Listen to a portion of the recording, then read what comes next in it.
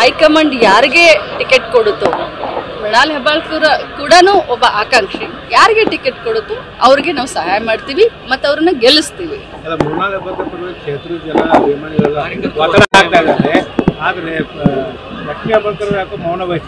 ಅಭಿಮಾನ ಜನರ ಅಭಿಮಾನಕ್ಕೆ ನಾನು ಕೃತಜ್ಞತೆಯನ್ನು ಸಲ್ಲಿಸ್ತೀನಿ.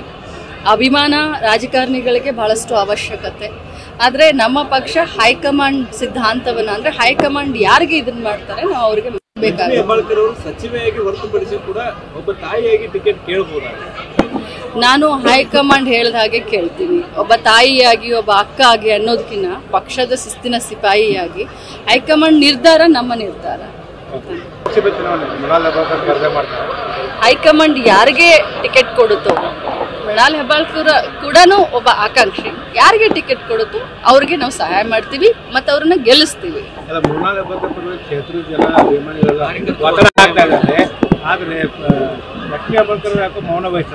ಅಭಿಮಾನ ಜನರ ಅಭಿಮಾನಕ್ಕೆ ನಾನು ಕೃತಜ್ಞತೆಯನ್ನು ಸಲ್ಲಿಸ್ತೀನಿ.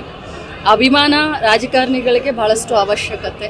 ಆದರೆ ನಮ್ಮ ಪಕ್ಷ ಹೈಕಮಾಂಡ್ ಸಿದ್ಧಾಂತವನ್ನ ಅಂದ್ರೆ ಹೈಕಮಾಂಡ್ ಯಾರಿಗೆ ಇದನ್ನ ಮಾಡ್ತಾರೆ ನಾವು ಅವ್ರಿಗೆ ಬೇಕಾಗುತ್ತೆ. ಸಚಿವೆಯಾಗಿ ಹೊರತುಪಡಿಸಿ ಕೂಡ ಒಬ್ಬ ತಾಯಿಯಾಗಿ ಟಿಕೆಟ್ ಕೇಳಬಹುದಾ? ನಾನು ಹೈಕಮಾಂಡ್ ಹೇಳಿದ ಹಾಗೆ ಕೇಳ್ತೀನಿ. ಒಬ್ಬ ತಾಯಿಯಾಗಿ ಒಬ್ಬ ಅಕ್ಕ ಆಗಿ ಅನ್ನೋದಕ್ಕಿಂತ ಪಕ್ಷದ ಶಿಸ್ತಿನ ಸಿಪಾಯಿಯಾಗಿ ಹೈಕಮಾಂಡ್ ನಿರ್ಧಾರ ನಮ್ಮ ನಿರ್ಧಾರ.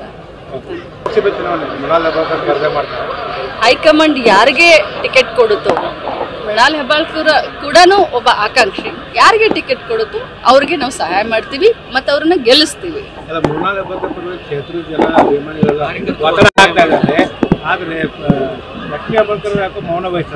ಅಭಿಮಾನ ಜನರ ಅಭಿಮಾನಕ್ಕೆ ನಾನು ಕೃತಜ್ಞತೆಯನ್ನು ಸಲ್ಲಿಸ್ತೀನಿ.